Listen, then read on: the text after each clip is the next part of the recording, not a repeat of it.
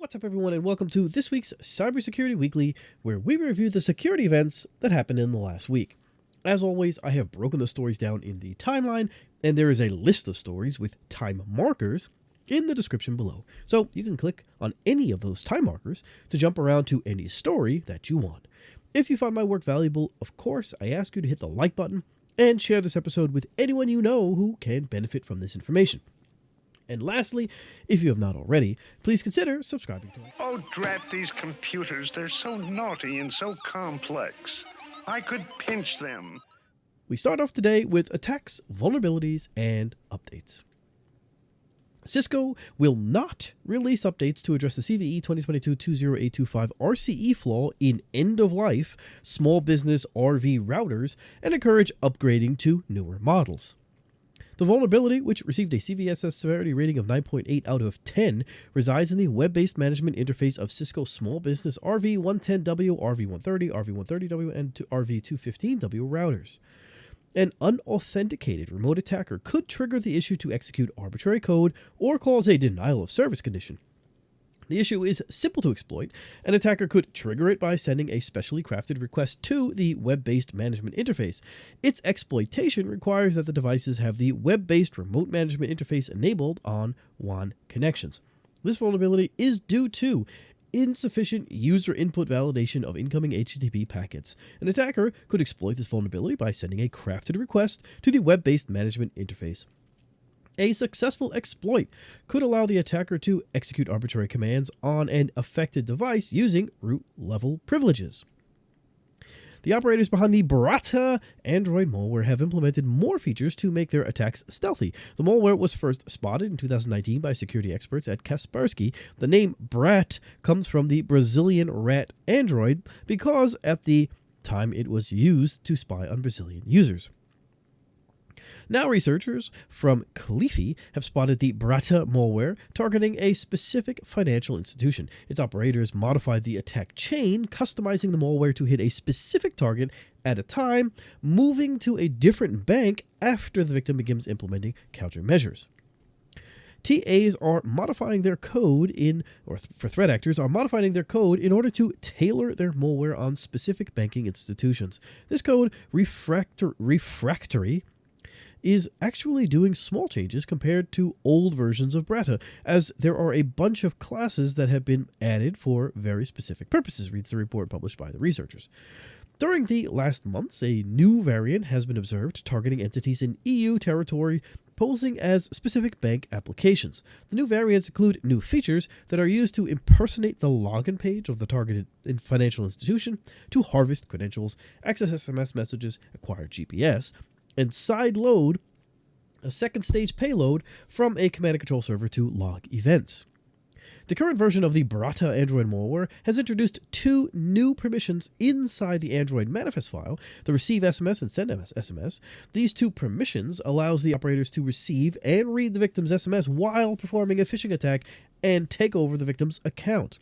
Cliffy researchers noticed the use of a specific package to siphon SMS messages, a circumstance that suggests that the BRATA operators are performing some test to improve their stealth capabilities. This malicious app was developed to target users from Italy, Spain, and the UK. Starting from June 2021, when it was first intercepted, the BRATA campaigns, when they were first intercepted in Italy, it was observed that an uninterrupted evolution of both the malware and the attack methodologies were used by the threat actors. The first campaigns of malware were distributed through fake antivirus or other common apps, while during the campaigns the malware is taking the turn of an apt attack against the customer of a specific Italian bank, concludes the report. They usually focus on delivering malicious applications targeted to a specific bank for a couple of months and then move to another target. They usually focus on delivering malicious applications targeted to that specific bank for those couple of months. Researchers from the Google Project Zero team have disclosed details of a vulnerability in Apple Safari that was actively exploited in the wild. The vulnerability tracked to CVE 2022-22620 was fixed for the first time in 2013, but in 2016, experts discovered a way to bypass the fix. Whenever there's a new in the wild 0-day disclosed, I'm very interested in understanding the root cause of the bug. This allows us to then understand if it was fully fixed, look for variants, and brainstorm new mitigations, reads the post published by Google Project Zero. This blog is the story of a zombie Safari 0-day and how it came back from the dead to be disclosed as exploited in the wild in 2022. CVE 2022-22620 was initially fixed again in 2013, reintroduced in 2016, and then disclosed as exploited in the wild in 2022. Apple has addressed a 0-day vulnerability tracked as the CVE 2022-22620 CVSS score of 8.8 in the WebKit affecting iOS, iPadOS, macOS, and Safari that may have been actively exploited in the wild. They say may, Google says definitely. The 0-day vulnerability was fixed by Apple in February. It is a use after free issue that could be exploited by processing maliciously crafted web content, leading to arbitrary code execution. Processing maliciously crafted web content may lead to arbitrary code execution. Apple is aware of a report that this issue may have been actively exploited. Again, they say may. Google says definitely. A use after free issue was addressed with improved memory management. The Google researcher Maddie Stone added, the vulnerability then continued to exist for 5 years until it was fixed as an in-the-wild 0-day in January 2022. The vulnerability was reported by an anonymous researcher, and the company addressed it by improving memory management. Stone analyzed the changes to the software over the years. She started by analyzing the code of the patch shared by Apple and the description of the issue from the security bulletin, stating that the vulnerability is a use after free. Whenever I'm doing a root cause analysis on a browser in the wild 0-day, along with studying the code, I also usually search through commit history and bug trackers to see if I can find anything related. I do this to try and understand when the bug was introduced, but also to try and save time, she said. The researchers noted that the commits dated October 2016 and December 2016 were very large. She discovered that the commit in October changed 40 lines with 900 additions and 1,225 deletions. The commit in December changed 95 files with 1,336 additions and 1,325 deletions. Usually, when we talk about variants, they exist due to incomplete patches the vendor doesn't correctly and completely fix the reported vulnerability. However, for CVE 2022-22620, the vulnerability was correctly and completely fixed in 2013. Its fix was just regressed in 2016 during refactoring. We don't know how long an attacker was exploiting this vulnerability in the wild, but we do know that the vulnerability existed again for 5 years, December 2016 until January 2022, concludes the expert. There's no easy answer for what should have been done differently. The developers responding to the initial bug report in 2013 followed a lot of best practices.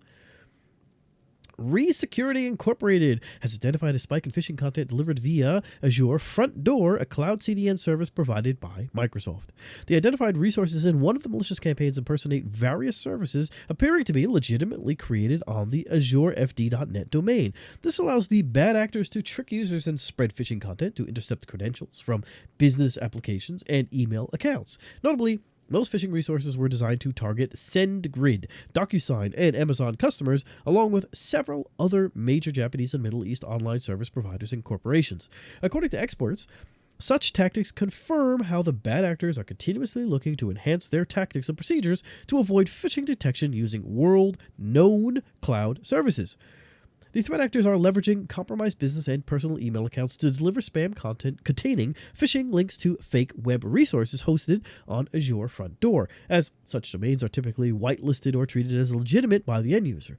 One of the typical phishing page scenarios observed in a recent campaign, a fake billing notification sent on behalf of SendGrid, a Colorado-based customer communication platform for transactional and marketing email. The original phishing emails have been retained and observed by security affairs. Based on the analyzed templates, the attackers are likely using an automated way to generate their phishing letters. By doing so, they're able to scale their campaigns to ultimately target a broader number of customers globally, which has previously been observed in spam streams delivered with Emotet and Oakbot. It's worth noting the observed obfuscated source codes of the phishing scenarios containing the signatures strat check and references to whois protected domains registered to or in .click and .xyz domain zones to collect compromised credentials. Cybersecurity researchers from ReSecurity identified multiple domains used in the new wave of phishing attacks dating back to the beginning of June, some of which are obviously hard to differentiate from legitimate correspondence due to their naming and reference to Azure Front Door, which only adds more complexity to defenders. So the domains are grid API signout.azureft.net, amazon-uk.azureft.net, webmail sign.azureft.net, online sign in login, WhatsAppizlow, DocuSign.Microsoft983-0, blah, blah, blah. Now, based on the analysis performed on services such as URL Scan, some instances of this campaign began around the month of March 2022 and were focused primarily on Japan and hosted on Kagoya VPS resources. The scenarios acting as command and control scripts for intercepted credentials collection were also hosted on various backed web resources, leveraging domains having similar spelling to the names of the existing corporations. Such domains were used to impersonate several large enterprises in the Middle East and other countries, what may confirm the campaign could have been targeted and had certain motives besides financial. In one of the phishing episodes, the threat actors impersonated a large business conglomerate, Al Futtaim Group from UAE, which was founded in 1930 with over 44,000 employees. The host was created in March 2022 and was used to collect intercepted credentials, leveraging spelling with just one letter different from the legitimate and official name of Al Futtaim Group domain name. The identified malicious domain names and additional intelligence have been reported by ReSecurity to Microsoft Security Response Center to minimize possible risk and damages from this activity. All of the identified malicious resources have been successfully and timely terminated. Similar campaigns have been identified by the Malware Hunter team in November 2021 when Azure Front Door service was used for hosting phishing content targeting academia and the UK government employees. According to experts, such tactics could be leveraged by both sophisticated threat actors and app groups as well as cybercriminals to avoid being detected conducting phishing, business email compromise, and email account compromise campaigns. In 2021, the FBI's Internet Crime Complaint Center received reports of BEC scams in all 50 states and 177 countries. In a March 2022 report, the IC3 said it received close to 20,000 BEC complaints last year with estimated adjusted gross losses of roughly $2.4 billion. The total BEC EAC statistics reported to the FBI, IC3, law enforcement, and derived from filings with financial institutions between June 2016 and December 2021 exceeds $43 billion. Researchers warn of a new Windows NTLM relay attack dubbed DFSCoerce that can be exploited by threat actors to take control over a Windows domain. The DFSCoerce attack relies on the Distributed File System, for DFS, Namespace Management Protocol, MSDFSNM, to take full control of a Windows domain. The Distributed File System Namespace Management Protocol provides an RPC interface for administering DFS configurations. The security researcher Filip Dragovic published a proof-of-concept script for the new NTLM relay attack. The POC is based on the Petipotum exploit and abuses the MSDFSNM protocol instead of using the MSEFS RPC. The popular CERT-CC expert Will Dorman confirmed that the attack could allow threat actors to obtain granting ticket from the domain controller. To mitigate the attack, researchers suggest following Microsoft's advisory for the mitigation of the Petipotum NTLM relay attack, such as disabling the NTLM on domain controllers and enabling extended protection for authentication, or EPA, and signing features, and turning off HTTP on Active Directory servers. Researchers from Kaspersky have linked a new app group tracked as ToddyCat to a series of attacks aimed at high-profile entities in Europe and Asia since at least December 2020. The threat actors initially launched a cyber espionage campaign against entities in Taiwan and Vietnam. The app was observed targeting Microsoft Exchange servers with a zero-day exploit. The attackers leveraged the exploit to establish the China Chopper web shell on the target systems, a malicious code commonly used by China-linked threat actors. This tool allows threat actors to install a PHP, ASP, ASPX, JSP, and CFM web shell backdoor on publicly exposed web servers. Once the China Chopper web shell is installed, the attackers gain full access to a remote server through the exposed website. ToddyCat used the web shell to start the multi-stage attack chain that involved the Samurai backdoor and the Ninja Trojan.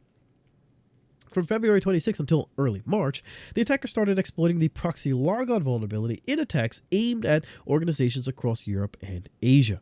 We suspect that this group started exploiting the Microsoft Exchange vulnerability in December 2020, but unfortunately we don't have sufficient information to confirm the hypothesis. In any case, it's worth noting that all the targeted machines infected between December and February were Microsoft Windows Exchange servers. The attackers compromised the servers with an unknown exploit, with the rest of the attack chain the same as that used in March, the analysis published by Kaspersky. The first wave of attacks exclusively aimed at Microsoft Exchange servers that were compromised with the sophisticated passive backdoor Samurai. The Samurai backdoor is able to execute C# code and has a modular architecture. It allows operators to fully control the target system. The malware also allows to perform lateral movements and load other malicious payloads, including an unknown post-exploitation toolkit dubbed Ninja. According to Kaspersky, Ninja is a collaborative tool used by the apt group to allow multiple operators to work on the same machine simultaneously. It provides a large set of commands to remotely control the infected systems, avoid detection, and perform a broad range of malicious activities. Researchers observed other attacks associated with this app against entities in multiple countries, including Afghanistan, India, Indonesia, Iran, Kyrgyzstan, Malaysia, Pakistan, Russia, Slovakia, Thailand, the UK, and Uzbekistan. ToddyCat is a sophisticated app group that uses multiple techniques to avoid detection and thereby keeps a low profile, concludes Kaspersky. We were unable to attribute the attacks to a known group, and there is also quite a bit of technical information about the operations that we don't have. The affected organizations, both governmental and military, show that this group is focused on very high-profile targets and is probably used to achieve critical goals like related to geopolitical interests.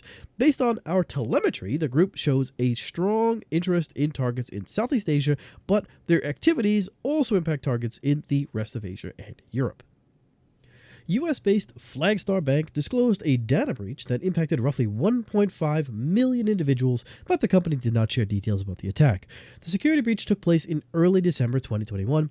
An investigation that was concluded early this month confirmed that actors had access to files containing the personal information of 1.5 million individuals. According to a data breach notification published by the financial institution, the attackers had access to the social security numbers, or has access to the social security numbers of some of the impacted individuals. The company is notifying the affected individuals.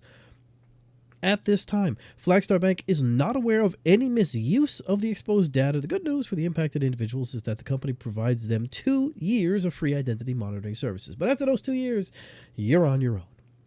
This is the second time that Flagstar was the victim of a security breach. In March 2021, it was hit by Clop ransomware gang. In March 2021, Clop ransomware operators started switching to a new tactic to force victims into paying the ransom by emailing their customers and asking them to demand a ransom payment to protect their privacy.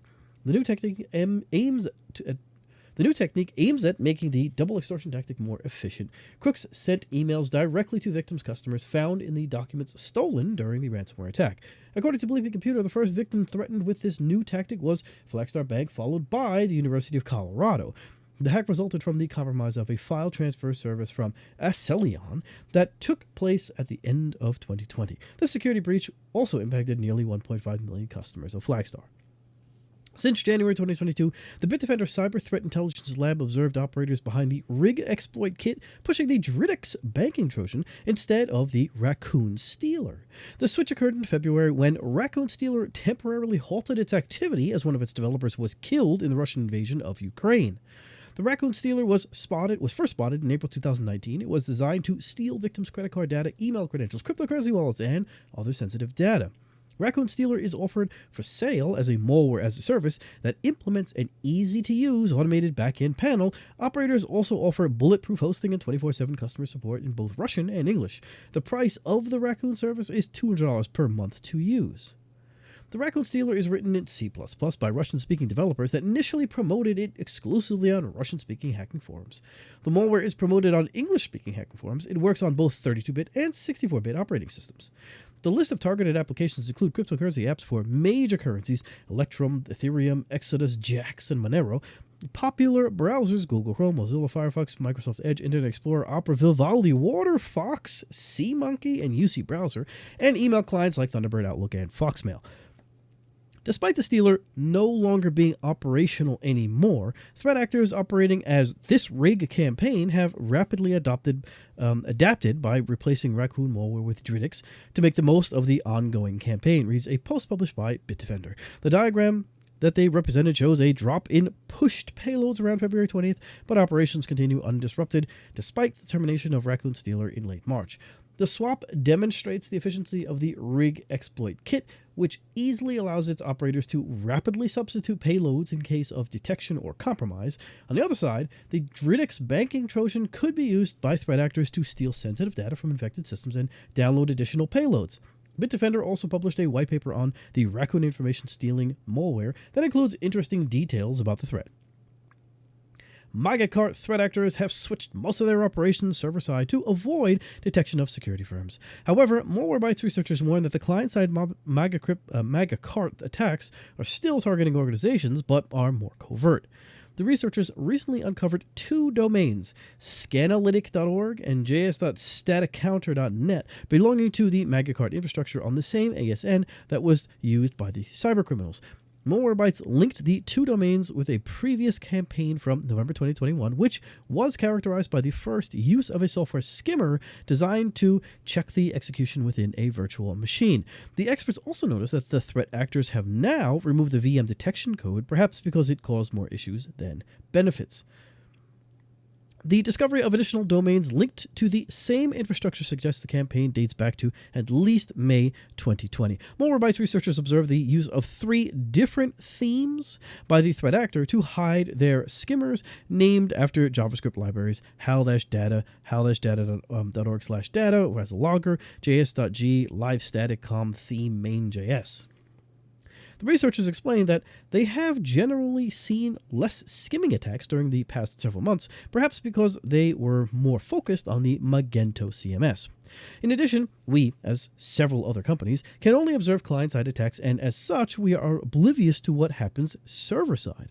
Only a handful of researchers who do website cleanups have the visibility into PHP-based skimmers, concludes the analysis. While stealing credit cards is still a good business, there are other types of data considerably more worth it.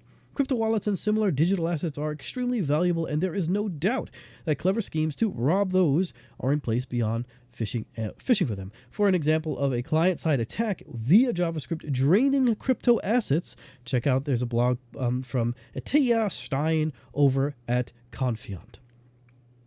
Researchers from Google's threat analysis group revealed that the Italian surveillance firm RCS Labs was helped by some internet service providers in Italy and Kazakhstan to infect Android and iOS users with their spyware. Google experts have been tracking the activities of surveillance firms for years. Its experts reported that 7 of the 9 zero-days discovered by TAG in 2021 were developed by commercial providers and sold to and used by government-backed actors. TAG researchers tracked more than 30 vendors selling exploits of surveillance capabilities to nation-state actors. The attack chain implemented by RCS Labs for all the campaigns uncovered by TAG began with a unique link sent to the target. Once the link is clicked, the victim is redirected to a page designed to trick users into downloading and installing a malicious application on either Android or iOS. In some cases, we believe the attackers worked with the target's ISP to disable the target's mobile data connectivity. Once disabled, the attacker would send a malicious link via SMS asking the target to install an application to recover their data connectivity, reads the report published by Google. We believe this is the reason why most of the applications masqueraded as mobile carrier applications. When ISP involvement was not possible, applications are masqueraded as messaging applications. In case the threat actors cannot receive the help of the ISP, they used applications masqueraded again as messaging applications. The following image, well, there was an image that was attached in this article, I don't have it, shows a landing page to trick Italian users into installing one of the following apps, or one of the apps in question, in order to recover their accounts. The analysis of the code of the page shows that only the WhatsApp download links are pointing to attacker-controlled content for Android and iOS users. Google Tag researchers observed the Italian firm sideloading the iOS version, which was signed with an enterprise certificate. Then the attackers asked the victims to enable the installation of apps from unknown sources. The iOS app analyzed by the researchers contained the following exploits: CVE 2018-4344, internally referred to and publicly known as Lightspeed; CVE 2019-8605, internally referred to as Sock Port 2 and publicly known as Sock Puppet; CVE 2020-3837, internally referred to and publicly known as Time Waste; CVE 2020-9907, Avcesar; CVE 2021-30883, internally referred to as Clicked2, marked as being exploited in the wild by Apple in October 2021; and CVE 2021-30983, internally referred to as Clicked3, which was fixed by Apple in December 2021. All exploits used before 2021 are based on public exploits written by different jailbreaking communities. At the time of the discovery, we believe CVE 2021-30883 and CVE 2021-30983 were two zero-day exploits. In collaboration with TAG, Project Zero has published the technical analysis of CVE 2021-30983, continues the analysis. In the Android infections, threat actors did not use exploits. They tricked victims into granting permissions to install applications from unknown sources. To protect Android users, Google warned them and implemented changes in Google Play Protect, and disabled Firebase projects that were used as command and control in this campaign. Now, this past week, Lookout Threat Lab researchers uncovered enterprise-grade Android surveillance spyware named Hermit, used by the government of Kazakhstan to track individuals within the country. According to Lookout, the Hermit spyware was likely developed by Italian surveillance vendors RCS Labs, SPA, and Tyke Lab SRL. The latter is a telecommunications solutions company suspected to be operating as a front company. Google already notified Android users infected with the Hermit spyware and implemented changes in Google Play Protect to protect all users. Multiple vulnerabilities in Jacuzzi SmartTub app web interface could have disclosed private data to attackers, security researchers Eaton Zwier warns. The experts attempted to notify the company without success. Meantime, the flaws have been addressed. The SmartTub app, which is available for both iOS and Android, allows customers to remotely control the Jacuzzi SmartTub, such as setting the water temperature and turn on the water jet. SmartTub is composed of a module inside the tub with cell data reception that can manage tub functionality, and a mobile app. The tub module is always connected to a central server, providing tub status updates and listening for commands. To test the SmartTub, the expert created an account using the app and testing it, such as adding the account password to the password manager and checking what website URL should be associated with it. The expert noticed that the account confirmation email came from smarthub.io, so that is what he used. After setting the password in his password manager, or in my password manager, this is the researcher talking, I went to the smarthub.io site to see what was there. There was an Auth0 branded login page. SmartTub uses Auth0 for their login and user account system. If you don't want to build your own login and user account, Auth0 is a good choice and saves you a lot of time by providing a full and secure user account system out of the box. Anything you build from scratch is unlikely to be as secure as Auth0's offerings, reads the post published by the expert. I entered my details thinking this was a website alternative to the mobile app. I was greeted with an unauthorized screen. Right before that message appeared, the expert noticed a header and table briefly flash on the screen. Using a screen recorder, he was able to capture it and discover the access page was for an admin panel populated with user data. SmartTub.io is hosting a single-page application built using React. The panel is built as a single-page application, and the usernames and passwords were sent to a third-party verification platform, Auth0. The researcher was able to modify HTTP response using the Fiddler tool and was finally able to access to the admin panel. Once authenticated to the portal, attackers can access users' first and last names, email addresses, phone number, optional, and other sensitive data. The U.S. Cybersecurity and Infrastructure Security Agency, along with the Coast Guard Cyber Command, published a joint advisory to warn of hacking attempts exploiting the Log4Shell flaw in VMware Horizon servers to compromise target networks. CISA and the United States Coast Guard Cyber Command have released a joint cybersecurity advisory to warn network defenders that cyber threat actors, including state-sponsored advanced persistent threat actors, have continued to exploit CVE 2021-44228 Log4Shell in VMware Horizon and Unified Access Gateway servers to obtain initial access to organizations that did not apply available patches. The CVE 2021-44228 flaw made the headlines in December after Chinese security researcher P0RZ9 publicly disclosed a proof-of-concept exploit for the critical remote code execution zero-day vulnerability, aka Log4Shell, that affects the Apache Log4j Java-based logging library. In one attack documented by the government experts, threat actors were able to move laterally inside the network and collect and exfiltrate sensitive data. This alert includes information about apt actors' tactics, techniques, and procedures, along with indicators of compromise related to the loader malware. In one instance, the advisory is said to have been able to move laterally inside the victim network, obtaining access to a disaster recovery network, and collect and exfiltrate sensitive law enforcement data. Based on information gathered as part of 2 incident response engagements, the agency said that the attackers weaponized the exploit to drop rogue payloads, including PowerShell scripts and a remote access tool dubbed HMSVC.exe, that's equipped with capabilities to log keystrokes and deploy additional malware. The malware can function as a command and control tunneling proxy, allowing a remote operator to pivot to other systems and move further into a network, reads the joint alert. In an attack that took place at the end of January, threat actors exploited the Log4Shell in an unpatched VMware Horizon server, then used PowerShell scripts to connect a remote server via Hypertext Transfer Protocol to retrieve additional PowerShell scripts. In the same period, CISA observed the actors attempting to download and execute a malicious file from 109.248.150.13, the activity started from another IP address, which appears to be part of the actor's command and control infrastructure. In a distinct attack, apt actors used PowerShell scripts in the production environment to facilitate lateral movement and implant loader malware that allows remotely monitoring a system's desktop, gaining reverse shell access, exfiltrating data, and uploading and executing next stage binaries. The researchers observed a distinct threat actor exploiting the CVE 2022-22954 in VMware Workspace ONE Access and Identity Manager to deliver the Dingo JSpy web shell. The alert includes incident response and mitigations about the ongoing attacks. CrowdStrike researchers recently investigated the compromise of a Mitel VOIP appliance as an entry point in a ransomware attack against the network of an organization.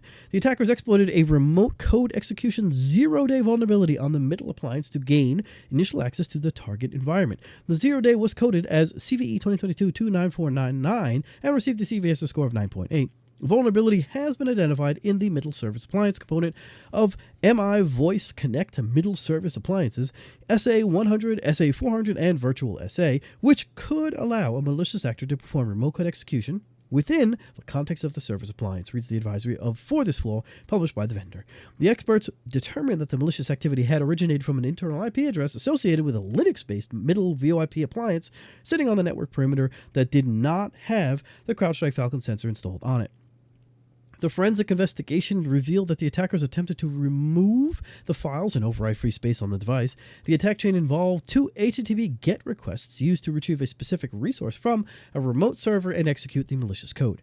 The exploit involved 2 GET requests. The first request targeted a GET URL parameter of a PHP file, populating the parameter with a URL to a local file on the device. This caused the second request to originate from the device itself, which led to the exploitation, reads the analysis published by CrowdStrike experts. First, the request was necessary because the actual vulnerable URL was restricted from receiving requests from external IP addresses. The responses to the request demonstrated that the threat actors used the exploit to create a reverse shell. Once the reverse shell was created, the attacker set up a web shell named pdf_import.php. The threat actor also downloaded the Chisel tunneling proxy tool onto the VoIP appliance, then renamed it memdump before executing it. The attackers used the tool as a reverse proxy to allow the threat actor to make lateral movements within the environment via the VoIP device. When threat actors exploit an undocumented vulnerability, timely patching becomes irrelevant, concludes the report. Critical assets should be isolated from perimeter devices to the extent possible. Ideally, if a threat actor compromises a perimeter device, it should not be possible to access critical assets via one hop from the compromised device. In particular, it's critical to isolate and limit access to virtualization hosts or management servers such as ESXi and vCenter systems as much as possible. This can include jump boxes, network segmentation, and or multi-factor authentication requirements. The popular security researcher Kevin Beaumont reported there are nearly tens of thousands. I can't stand it when people write that, but must be correct. Tens of thousands devices publicly accessible, most of them in the US, followed by the UK, Canada, and France. At least I could say I'm not an English major, so I have no idea if saying it that way is correct. Sonatype researchers discovered multiple Python packages in the official PyPI repository that have been developed to steal secrets, like AWS credentials and environment variables, and also upload these to a publicly exposed endpoint. The malicious packages which were reported to PyPI are loglib modules, which appears to target developers familiar with the legitimate loglib library. Pig modules appears to target developers familiar with the legitimate PYG library. PyGrata, unknown target. PyGrata-utils, unknown target, contains identical malicious code to that seen in the loglib modules. HKG-sol-utils, unknown target. Analyzed by Sonatype security researchers Cordana and Carlos Fernandez, Cordana and Carlos Fernandez, some of these packages either contain did I say large? Either contain code that reads and exfiltrates your secrets, or use one of the dependencies that will do the job. Here's a post published by the company. After notifying PyPI, the packages and the endpoint have now been taken down. For example, the analysis of the loglib modules and PyGrata-utils packages revealed the presence of malicious code to steal AWS credentials and metadata and upload them to one or more endpoints hosted by the PyGrata domain. The stolen data were exposed on the in the form of hundreds of .txt files publicly available. Interestingly, though, our researchers noticed the endpoints collecting these credentials were exposing this data to just about anyone on the web. Going up a directory level showed us hundreds of text files containing sensitive information and secrets like those shown in the redacted screenshot within the original article. The experts have yet to discover the identity of the threat actor and their motivation. One possible cause of the exposure of this info is poor OPSEC practices of the attackers. Another hypothesis is that it is the data is the result of some kind of legitimate security testing. Yeah, but you still wouldn't make it public. That makes no sense. Security researchers have published technical details of a critical Fusion Middleware vulnerability tracked to CVE 2022-21445 that was reported to Oracle by researchers Peter of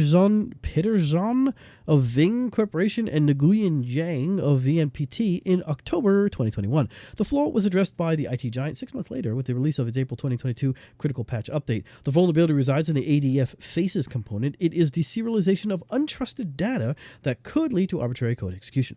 The security duo described the issue as a mega flaw that impacts all applications relying on ADF faces, including business intelligence, enterprise manager, identity management, SOA suite, web center portal, application testing suite, and transportation management. The duo named their attack the Miracle Exploit. Now, after a period of time after Oracle released the patch, we decided to publish this blog to share the detail of Miracle Exploit. We were very excited at the time, 6 months ago, but now we don't have that feeling anymore because Oracle took too long to patch this vulnerability, more than the standard, reported the security duo in blog post. Anyway, this is a cool exploit, a cool story. Me and Zhang worked together in a month, so let we tell you about the story. The researchers also discovered a server-side request forgery vulnerability tracked to CVE 2022-21497. This issue could be chained with CVE 2022-21445 to achieve pre-authentication remote code execution in Oracle Access Manager. In the demonstration we sent to Oracle, we chose edelivery.oracle.com, businessnetwork.oracle.com, which are popular for users to download Oracle's products and use, and this site is based on ADF Faces framework, concludes the experts. Last but not least, we successfully achieved pre-auth RCE on login.oracle.com, which is play an important role in Oracle's online services. Again, that's not me, it's them. Why we hacked some Oracle sites? Because we want to demonstrate the impact to Oracle and let them know this vulnerability is super dangerous. It affects Oracle's system and Oracle's customers. That's why we want Oracle to take an action as ASAP. But as you can see, 6 months for Oracle to patch it. I don't know why, but we have to accept it and follow Oracle's policy, the researchers added. A Russian hacking group may be responsible for a cyber attack against a liquefied natural gas plant in Texas that led to its explosion on June 8th. The explosion took place at the Freeport liquefied natural gas liquefaction plant and export terminal on Texas's Quintana Island. The June 8th incident will have a lasting impact on Freeport LNG's operations. Preliminary investigations suggest that the incident resulted from the overpressure and rupture of a segment of an LNG transfer line, leading to the rapid flashing of LNG and the release and ignition of the natural gas vapor cloud. At this time, it is not clear why the safety mechanisms in place did not prevent the explosion. Experts speculate a cyber attack may have turned off the industrial safety controls at the natural gas facility.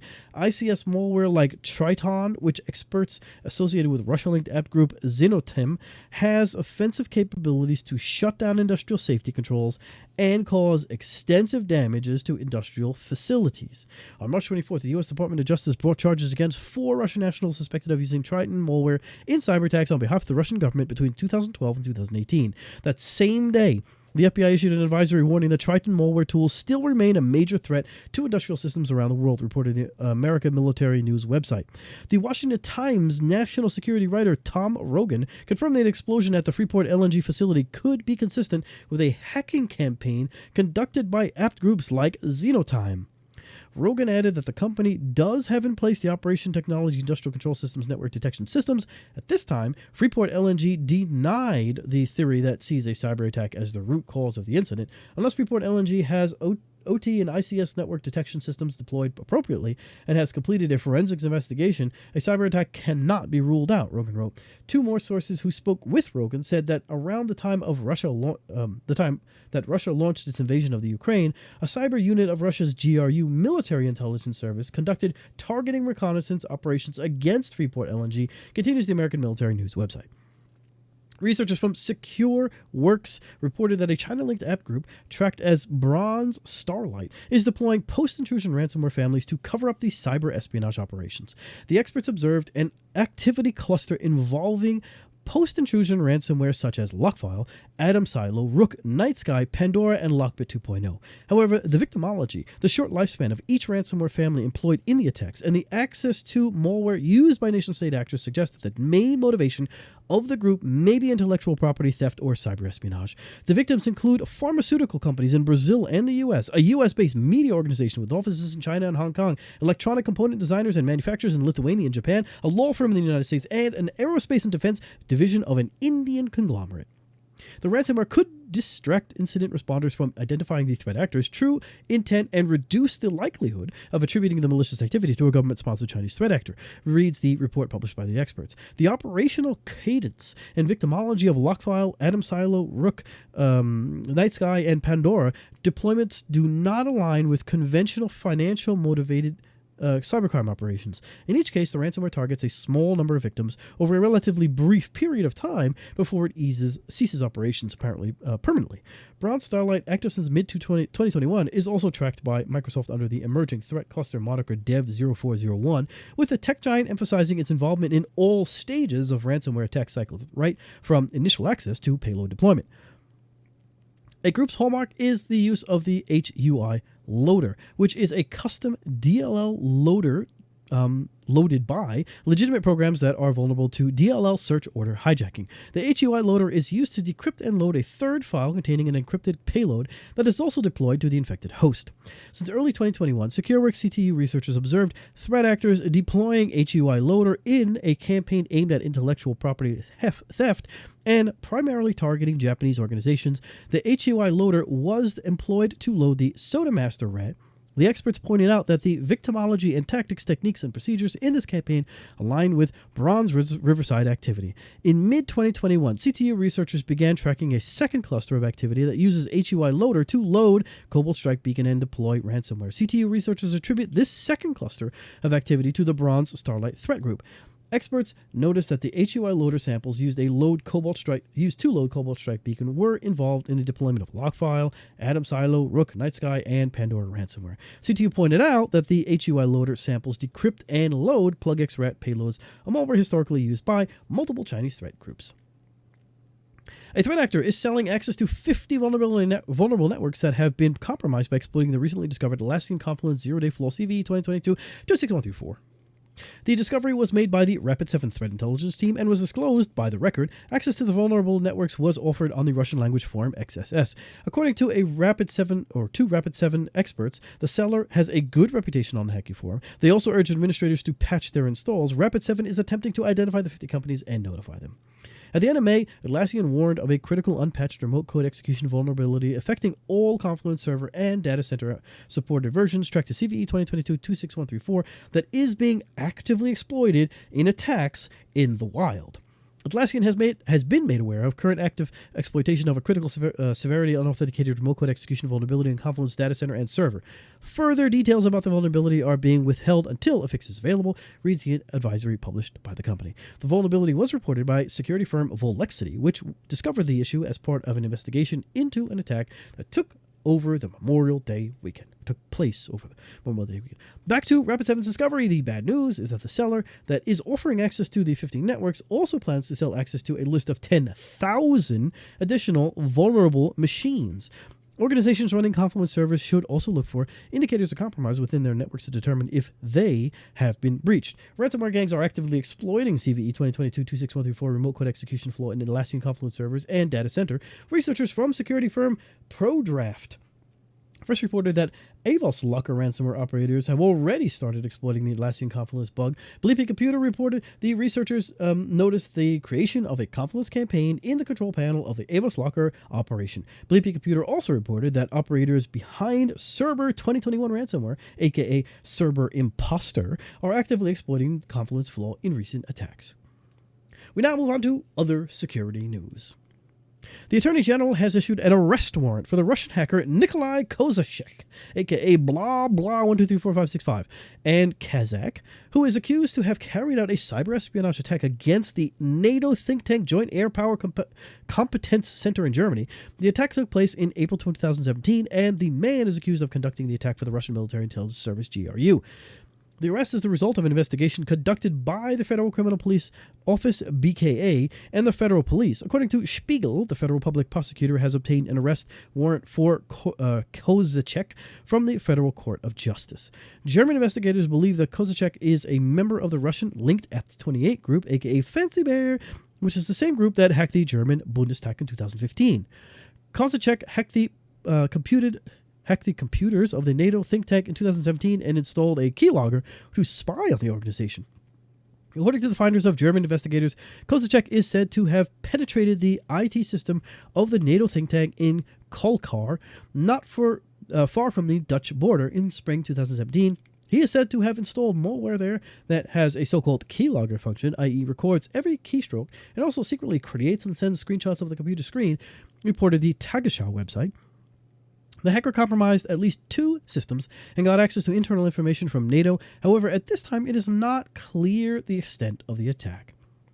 The investigators believe the Russia-linked F-28 group has hit around 1,000 targets as a part of a cyber espionage campaign which involved the use of X-Agent implant. The German investigators were also able to secure the content of the Russians' email accounts, who are said to have used Apple user accounts, among other things. This gave them access to all sorts of private documents and photos, including photos that are said to show awards and uniforms of the Russian Military Intelligence Service, GRU, continues the post. The German police are now searching for Kozachek, along with another Russian hacker, Dmitry Baden, who was responsible for the Bundestag attack.